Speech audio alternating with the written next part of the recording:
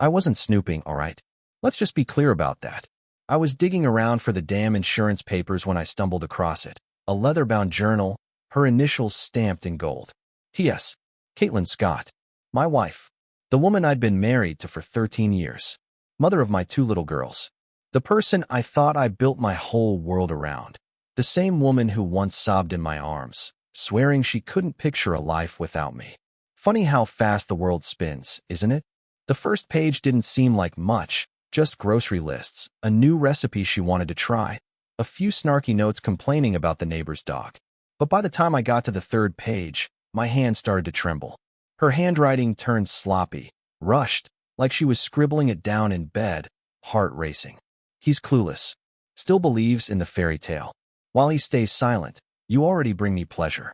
You're the real alpha. I must have read that line 5, maybe 6 times. You already bring me pleasure. Not me. Not her husband. The guy who worked himself to the bone and paid off the mortgage 5 years early. Not the man who carried her out of her friend's bachelorette party after she puked all over her own heels. No, some other bastard. Some guy she had the nerve to call the real alpha.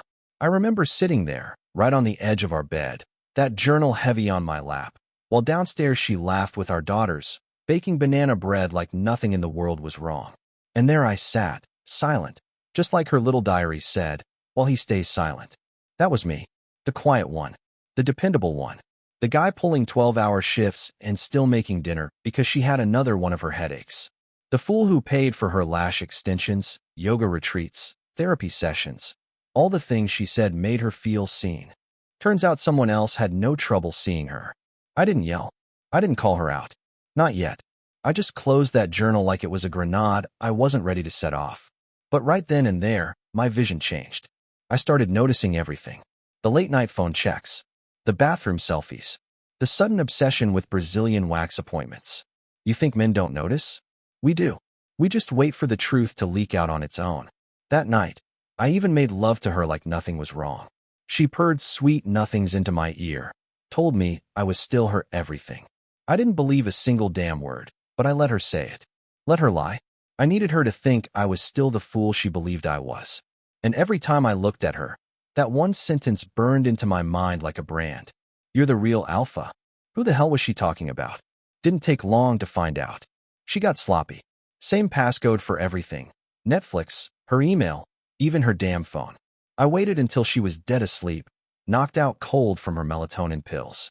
Slid the phone out from under her pillow like a thief in my own home. Opened the gallery. Boom. Videos. Screenshots. Voice notes. Messages. There she was, wearing that black lace lingerie I bought her for our anniversary, but not standing in front of our mirror.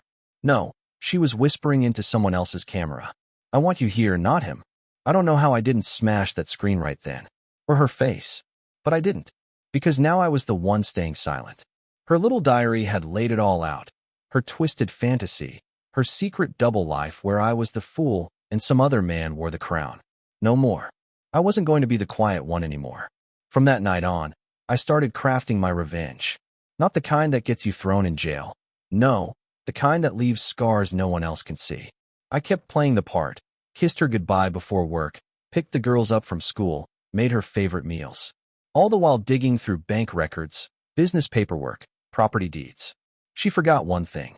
I was the one who built the empire she loved bragging about online. And I had hidden it smart enough to rip it away without her even seeing it coming. But revenge wasn't enough. I needed something more. I needed to hear it. From her own lying lips. So I started recording everything. Every phone call, every whispered excuse when she thought I wasn't paying attention.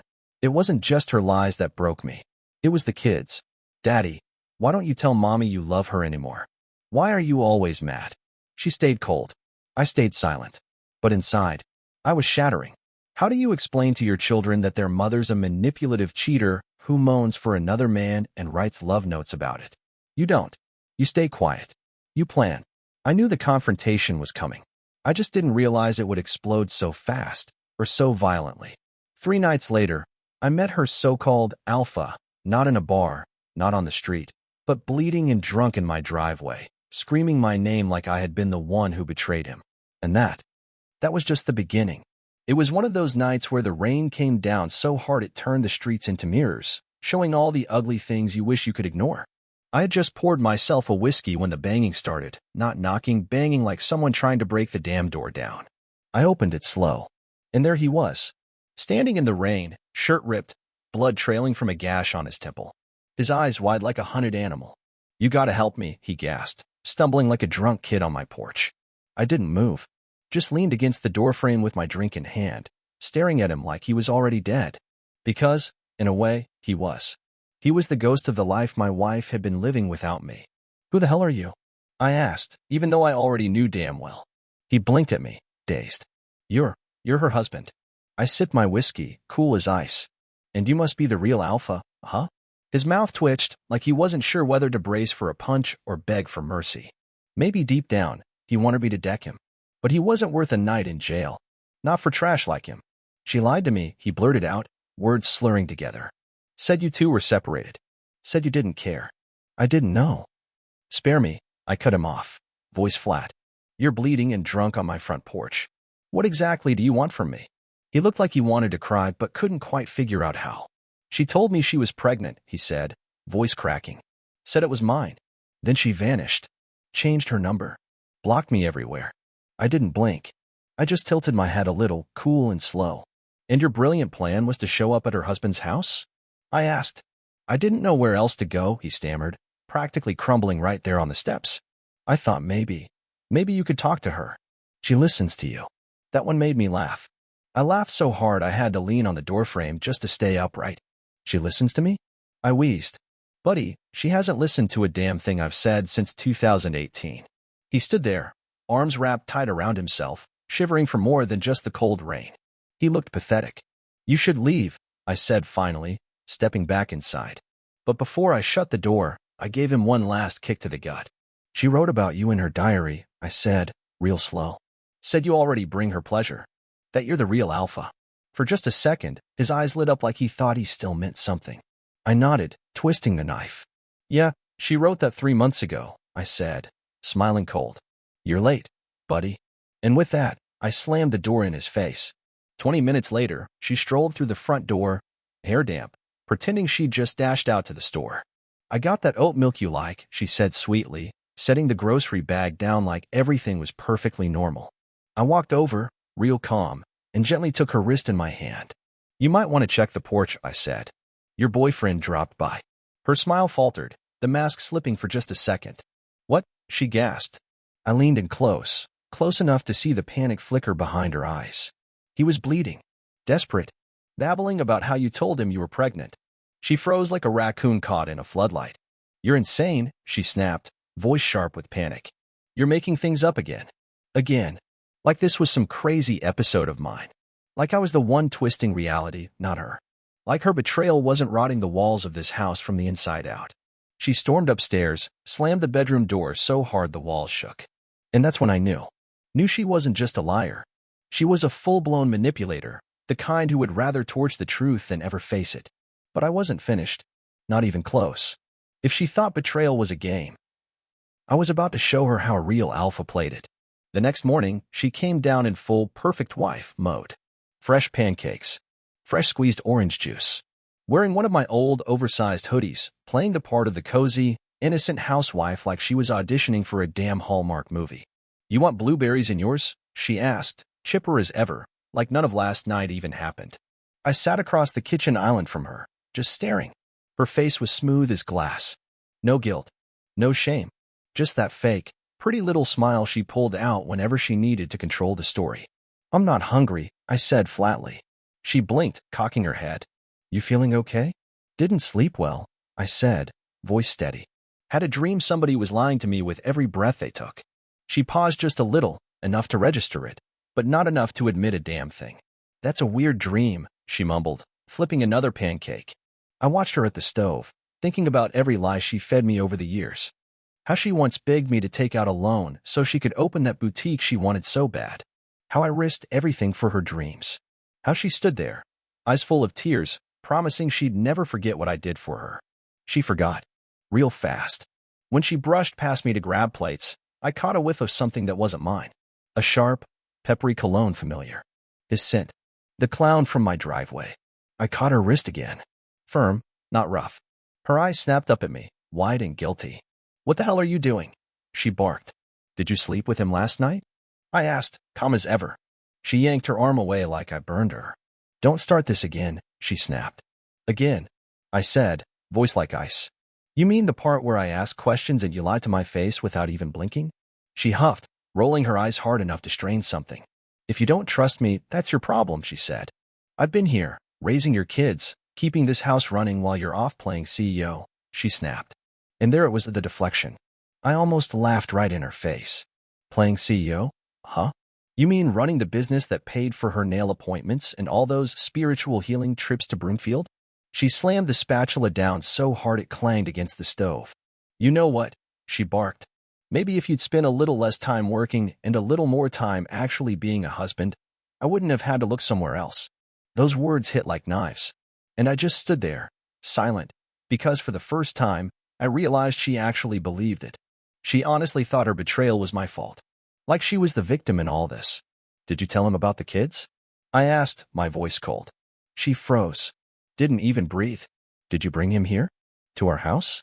While they were at school? In our bed? Silence. Her jaw locked up tight. You're being paranoid, she muttered, eyes flashing. I nodded slowly, like I finally understood. Yeah, I said. Paranoid men don't usually find diaries, Caitlin. Her face drained of color. Then came the real emotion rage. You went through my things, she shouted. I didn't flinch. Just stared her down. You want to talk about privacy? I said, voice like ice. While your boyfriend's bleeding all over my front porch, begging me to get you to call him back? Her lips parted like she wanted to say something, anything, but nothing came out. For the first time, the mask cracked. I turned and walked away without another word. Upstairs, in my office, I pulled the bookshelf aside and opened the safe she never even knew I used. Inside were the documents she assumed I'd forgotten about. She never cared to learn how our business was really built. Never noticed the quiet little changes in ownership.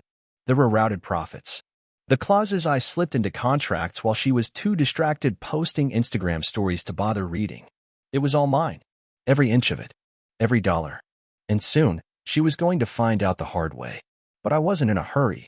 No, I wanted her to feel safe just a little longer. I wanted her to keep playing house. Serving dinner. Tucking the kids into bed. Calling her sister to whine about how distant I'd become. Let her believe she still had control. Because when the rug gets yanked out from under you, it hurts a hell of a lot more when you never even saw it coming. And trust me, she wasn't going to see any of it coming. Now, there's no easy way to say this next part. The kids chose her. I always believed, deep down, that no matter what happened between me and Caitlin, Angela and Gloria would see the truth.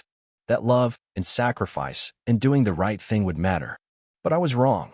God, I was so damn wrong. It started slow. Angela, my oldest, stopped hugging me at night. Gloria, the younger one, started leaving the room whenever I walked in. At first, I blamed it on hormones. Teenage mood swings. The usual stuff. But then one night, Angela said something that cut deeper than any knife. If you loved Mom more, she said, standing in the hallway, maybe she wouldn't be so sad. It felt like someone sucked all the air out of the room. I was standing there with arms full of takeout, thinking I'd surprise them, thinking I was doing something good. I looked up, and there she was, Caitlin, standing at the top of the stairs, arms folded across her chest, smirking down at me like some cartoon villain. She planted that seed, fed it to them slow, like poison, told them I was cold, told them I was distant, told them I buried myself in work because I didn't care about them, told them she was the one who kept the family together while Daddy chased paychecks. She never once mentioned the diary, or the man she led into our home, or the night she spent whispering promises to someone else while I thought she was sleeping upstairs. I tried to defend myself, tried to explain. I did all of this for you girls, I said, voice cracking. Every late night, every business trip, every sacrifice. Angela cut me off sharp. You're always talking about work, she said. You never just sit with us. And Gloria, clutching her iPad like it was a life raft, mumbled. Mom said you stopped loving her a long time ago. That's when it hit me. Caitlin had been working them for months, turning them against me piece by piece, making herself the hero of every bedtime story. And me? I was the villain now. I didn't yell, didn't plead, didn't try to shove screenshots or diary pages in their faces. They were kids, still innocent, still blinded by the stories she fed them. So I just nodded and walked away. Inside, though? Inside I was burning. That night, I sat alone in the dark office, one hand wrapped around a whiskey glass, the other flipping through that damn diary again, like it was some ancient scroll of betrayal. He doesn't touch me like you do. With him, I feel alive. With him, I'm seen. The girls deserve a real man, not a robot who just pays bills. She twisted every ounce of love I ever gave her into something rotten. And worst of all, she taught our daughters to do it too. That's when I made my final decision. There were no screaming matches, no messy courtroom brawls. I wasn't going to put on a show for her. I was going to leave, but not before taking everything she thought she had locked down. The apartment? Already in my name. The business? Transferred quietly months ago. The savings? Locked up tight. The car she loved showing off? Leased under the company, and the company was mine now. And that boutique she bragged about nonstop on social media? It'd be shut down by next week. She could have the kids for now. Let her juggle school pickups, grocery runs, birthday parties, scraped knees. Let her tuck them into bed at night with more of her polished little lies about how daddy gave up on them. Let her feel like she won. Because when people like her think they've won, that's when they get careless. They start slipping. They expose themselves. And when they fall hard. I wasn't going to keep fighting for her attention. I was going to become the ghost in her story, the one that haunts every page she tries to rewrite. When I finally left, there was no drama. No suitcases hurled down the stairs. No broken dishes or slammed doors. I just vanished. She came home from one of her self-care massage sessions to find the house quieter than usual. No dinner simmering on the stove. No music humming in the background. Just a plain white envelope sitting on the dining table, my handwriting across the front. Caitlin. Inside? No threats. No long-winded confessions. Just a short note and one printed page from her own diary. The one with her favorite line. While he stays silent, you already bring me pleasure. You're the real alpha. That was all I left her. I didn't pick up when she called. Didn't answer her desperate emails. And when she tried using the spare key to barge into my new place, she found out it didn't fit. Because it wasn't her world anymore. I had rewritten the script. And she wasn't in the final act. The old apartment? Emptied. The joint bank account? Wiped clean of my name. Every piece of leverage she thought she had? Gone. And her so-called alpha? Yeah, he was too busy now, trying to win back my daughter's sympathy through pathetic text messages. I saw them. Angela showed me one night, her voice trembling when she called from a friend's house. Mom's boyfriend is a creep, she whispered. He messaged me like 5 times. I didn't answer. He just keeps saying how much he misses the family. The same clown who was bleeding on my porch a month ago was now trying to squeeze into my daughter's good graces. Pathetic. I didn't say much to Angela. Just told her to block his number. But inside I smiled. Because slowly, piece by piece, they were starting to see the truth for themselves. Caitlin, though, she spiraled fast. First came the Instagram theatrics, cryptic quotes about betrayal, sad little stories about losing everything to find yourself. Then came the texts. You're really going to walk away from your own daughters? You think this makes you a man? You're a coward. A narcissist. You only ever loved control. Each message colder than the last. Each one making me stronger. More certain. Because here's the thing. When a woman lies that much, even her insults start sounding like backhanded compliments. She didn't want me back.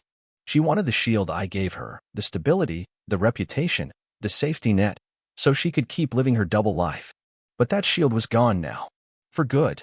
I had already spoken to my lawyer. Quietly. Calmly. I wasn't rushing into a custody battle. Not yet. I didn't want the court to hand me the kids. I wanted the kids to come to me.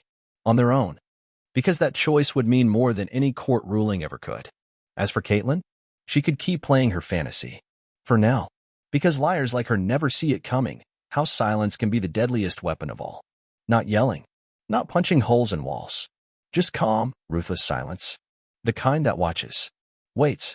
And strikes when it hurts the most. And I knew the strike was coming. It didn't take long. Within 2 weeks, the boutique was shut down. She hadn't paid rent. She didn't know I was still her landlord, hidden behind a shell company. The car? Repossessed within a month. Her alpha? He ghosted her too. His fiancée found out about everything. One by one, every fake wall she built came crashing down. Not because I swung a wrecking ball, but because I walked away and left her trapped with nothing but the truth. And the truth? It eats people like her alive. Caitlin underestimated me. That was her first mistake. She thought I'd crumble, disappear into some sad midlife crisis, while she paraded around pretending to be the survivor. But what she never understood, not until it was way too late, was that I was just getting started. The diary, her private little masterpiece of betrayal, never left my hands. I never planned to go public with it. I'm not that kind of man. But that changed the day she posted that picture, the one with the girls, all smiles, captioned, "Starting fresh with my angels. Stronger without toxicity." Toxicity? No. Toxic is letting a man raise your kids while you sneak another one through the back door. Toxic is lying straight to everyone's face, gaslighting them until they question their own damn sanity. So I made a move. A calculated one. I wasn't about to blast it all over Facebook like some pissed-off teenager. No, I chose 3 targets carefully. Her parents, her sister, the private school board that had just accepted our daughters. I mailed them each one page, just one. The worst page. The most venomous line, bolded in red. "While he stays silent, you already bring me pleasure. You're the real alpha." Attached to it was a short note. "Please ask Caitlin to explain this entry. I believe transparency matters in families and communities." B. It wasn't about revenge. It was about clarity. I let her lies sit out in the sun, rot, and stink until even the people who loved her most couldn't ignore it anymore. 2 days later, my phone started lighting up like a Christmas tree. First, it was her sister, Kendra. "What the hell is going on?" she texted. "Please tell me you didn't send this to Mom." I didn't reply. Then her father called. I let it ring until it went a voicemail. Let him stew in the reality of who his golden daughter really was. And then, just like clockwork, Caitlin herself showed up at my new apartment, pounding on the door like she was trying to break it down. I didn't answer. I just sat there, sipping my coffee, listening to her losing it in the hallway. "You're AF asterisk asterisk ing psycho. Asterisk," she screamed. "You're trying to ruin my life." "No, sweetheart. You ruined your own life. I just flipped the switch so everybody else could finally see the mess you made." Later that night, the school called. A polite woman on the other end of the line explained they had received an anonymous envelope. They just wanted to ensure the emotional well-being of the children wasn't at risk in any domestic disputes. Translation. They were already rethinking whether our daughters belonged there. I didn't want the kids dragged into this. Never did. But Caitlin had dragged them into it long before. She turned them against me with whispered lies and sob stories. Now, the consequences were knocking. And they were knocking loud. She called me 4 more times that night, each call crazier than the last. The final voicemail was a full-blown meltdown.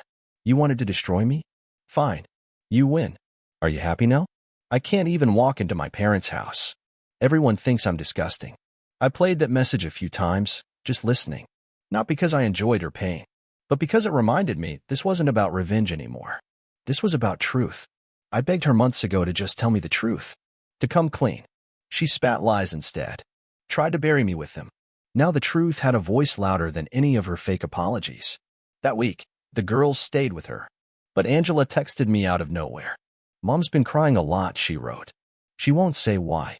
I answered simply. "Ask her about the diary." Angela didn't reply. But the next morning she called. Her voice was small, shaky, worried. "Dad, is it true?" I sat there on the edge of my bed, staring at the wall. I didn't want to break her heart, but I sure as hell wasn't going to lie to her the way her mother did. "Yeah," I said softly. "It's true. All of it." There was silence on the line. Heavy, painful silence. Then came the question that cracked it wide open. "Can I stay with you this weekend?"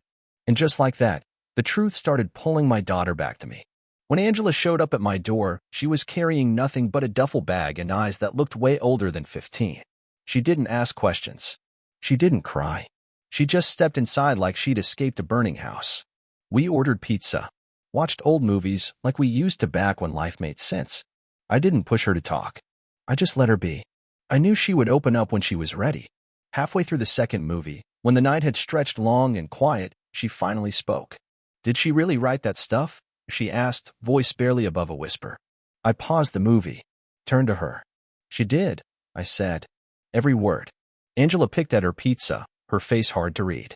"She said you made it up," she said slowly. "That you edited it somehow to hurt her." I shook my head. No edits. No tricks. Just her words. Her truth. Angela sat there for a minute, thinking. You know, she said finally, it doesn't even feel like she's the same mom anymore. And the truth was, I didn't have an answer. Because I wasn't sure when Caitlin had changed.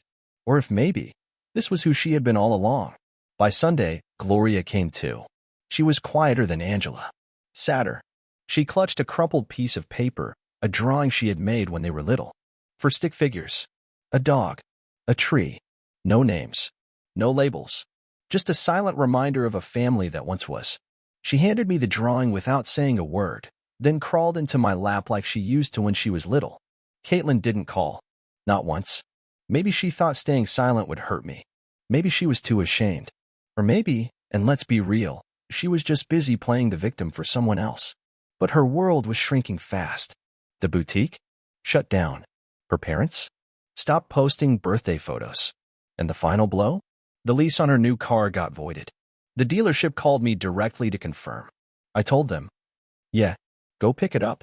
When the tow truck pulled up in front of her house, she stood out there on the lawn in her robe, screaming at the driver while the neighbors peeked through their windows. A week later, she showed up at my office. Uninvited. Same fake tears. Same trembling hands. She looked thinner, worn out, but not because she was sorry. No, she was just losing. Please, she whispered across my desk. Don't do this to me. You've made your point. I didn't even glance up from my computer. I said. This isn't me doing anything. You did this to yourself, Caitlin. She scoffed, wiping at her eyes like she could cry on command. So what now? You want full custody? You want to erase me completely? I leaned back in my chair, calm as ever. I don't have to erase you, I said. You're doing a fine job on your own. She clenched her jaw, so tight I thought she might crack a tooth. The act dropped, just like that. The fake tears dried up. I made one mistake, she hissed. For the first time, I looked her dead in the eye. No, I said. You made hundreds. You just wrote one of them down. She stood up so fast she knocked the chair over. I hope you rot in your loneliness, she snapped. I smiled, slow and sure. I'm not lonely, I said. I'm free. She stormed out. The next day, Angela texted me from school. She tried to guilt us again. Said you're turning us against her. But Gloria told her to stop. She said, maybe you should have thought about us before you wrote those things. I didn't reply. I didn't need to. Because for the first time in months, I didn't feel like a man who lost everything.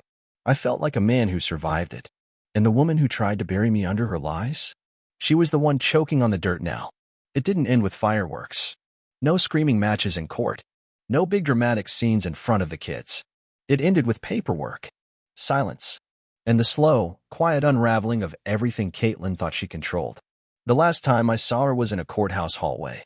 She wore all black, probably trying to look serious, maybe even remorseful. Her makeup was flawless. But her eyes were hollow. Dead. She walked like she was carrying something heavy inside, pride, maybe. Or just the bitter taste of losing. We didn't speak. Our lawyers did all the talking. Custody, joint, for now. Assets, 90% to me. She didn't even fight it, probably because she couldn't afford to. The apartment?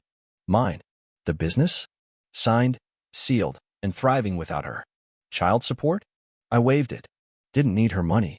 Just needed her out of my life. The judge stamped the final decree, and that was it. 13 years of marriage reduced to signatures and stapled paperwork. She left first, never even glancing my way. I stayed behind, sitting quietly on a wooden bench outside the courtroom, letting it all sink in. The silence wasn't heavy anymore. It was peaceful, like that ringing in your ears finally stopping after you've stood too close to a speaker for too long. Later that night, I found the diary again. The original one. The one she thought I had burned. I never did. I read it one last time. That line, it still hit me when I saw it. Not because it hurt anymore, but because it showed just how far I'd come. While he stays silent, you already bring me pleasure. You're the real alpha. She thought she was clever. Thought she could hide it. Thought that even if I found it, I'd crumble. Maybe beg for answers. Maybe scream. But I didn't. I didn't chase explanations. I rewrote the rules. I walked out without rage, and I still took everything. My silence wasn't weakness. It was strategy. While she played her games, chasing cheap thrills, spinning webs of lies. I was building a new life without her. A better life. That weekend, the girls stayed with me. We grilled burgers out on the balcony. Watched dumb cartoons until Gloria spilled ketchup on the rug. Angela helped clean it up, laughing like she hadn't laughed in months. At one point, she looked up at me and said, "You seem happier." "I am," I told her. "Not because I won, but because I finally stopped losing myself to someone who never deserved me." That night, I got one last message from Caitlin. "Congratulations. You got your clean break. Hope the silence keeps you warm." I didn't reply. She had no idea. The silence was warm. It was quiet nights without tension hanging in the air. It was a home that finally felt like home again. Even if, for now, it was just me and the girls. Her alpha? Still texting Angela every few weeks, still begging for attention. Last I heard, he moved in with another woman. Lost his job too. As for Caitlin, living back with her sister. No car. No business. Just a string of Instagram stories about healing and learning to love herself. Let her spin whatever version she wants. The truth is simple. She played a game, and she lost. I didn't need revenge. I just needed clarity. And now that I have it, here's what I'd tell anyone caught in the middle of betrayal. Don't fight for someone who uses your love as leverage. Don't beg for loyalty from someone who's already handed it to someone else. Stay silent. Stay focused. Let them think they've won. Then walk away and leave them standing there, holding nothing but the illusion of victory.